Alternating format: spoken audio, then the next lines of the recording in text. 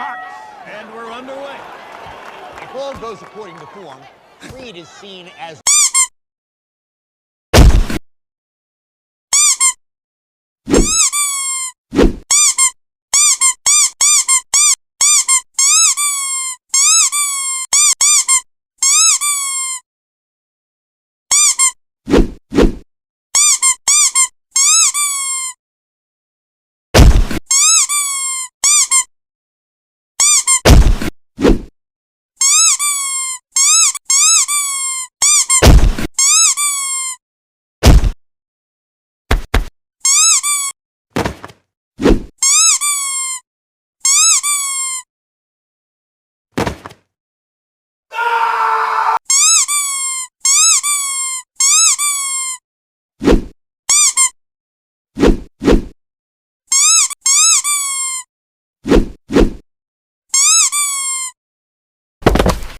Falcon Punch!